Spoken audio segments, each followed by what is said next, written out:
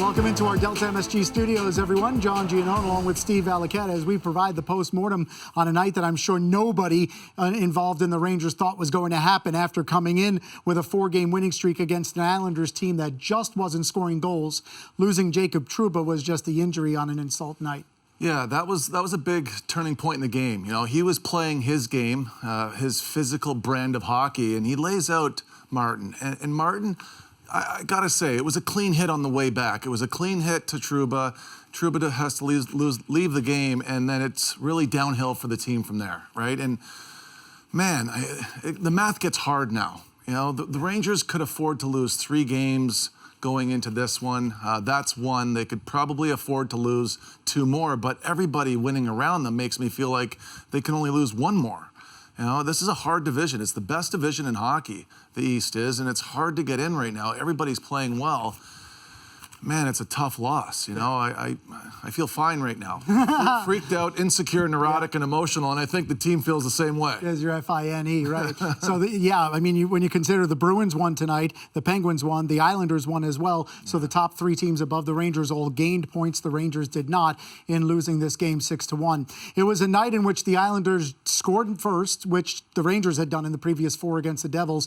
And really, when you compare both teams' first goals, when the Rangers scored to make it 3-1, you figured maybe we have a game here, maybe some similar Definitely. I mean, it was the game plan, right, John? I mean, even when you see the Islanders' first 2 goals, they're both net front, where the Rangers are on the wrong side of their check and they're not getting underneath sticks.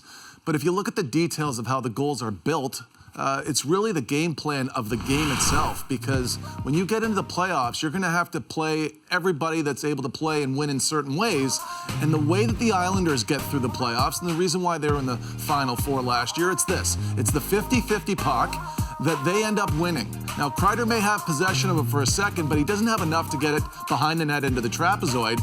And that's why Zibanejad has to support, but he makes a mistake by throwing it all the way to the point, back to your net. Now you just fuel the offense the other way for the Islanders, and they have possession, and now you think that you have the puck for a second time, but you don't. You have to have full possession before you leave, and you need support against this team. And if you're gonna point at who's got who in the D zone, you can't slide yourself out of position, get on the wrong side of the most important guy on the ice is Bailey, and now you look like you're chasing the game, and you are. I mean, you're physically and mentally chasing the game at that point. Now, when we did see points in the game where the Rangers did it right, it was the 4th line guys. You know, it's Rooney.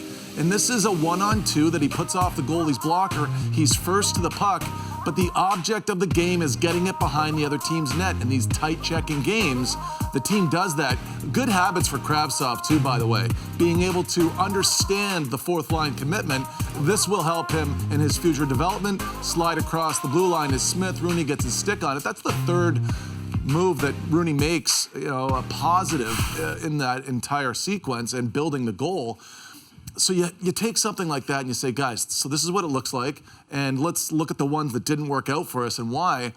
Every play in zone has to end up behind the Islander net the next 2 games they play against them, and then you start your offense from there. That Rooney goal made it 3-1. That was at the 11-minute mark of the second period. Rangers had a breakaway from Zibanejad stopped and a goal-mouth scramble where Brett Howden almost scored to make it 3-2. They had some momentum headed into the 3rd period. You and I talked after the second intermission about the fact that the Islanders will sit on this lead.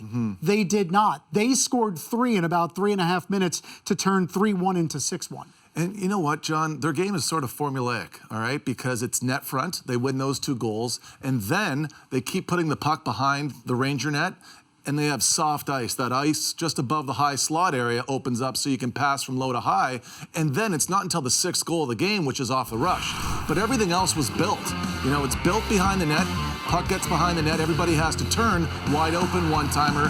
Coaches refer to that as the soft ice up high. It's right between coverage. The next one here is a forecheck. They get the puck back. Same idea. Soft ice up high, back of the net. And now the game's opened up, and Botetto's caught on a 2-on-1. He charges over too far. Pass across. Easy goal there for Everly. Easy for me to say. That was nice play. But, you know, you see where the Islanders didn't start the game off the rush, did they? They started net front. They established that, then they get it below the goal line. They established that, and then, you know what? You get your cookies at the end of the game off the rush.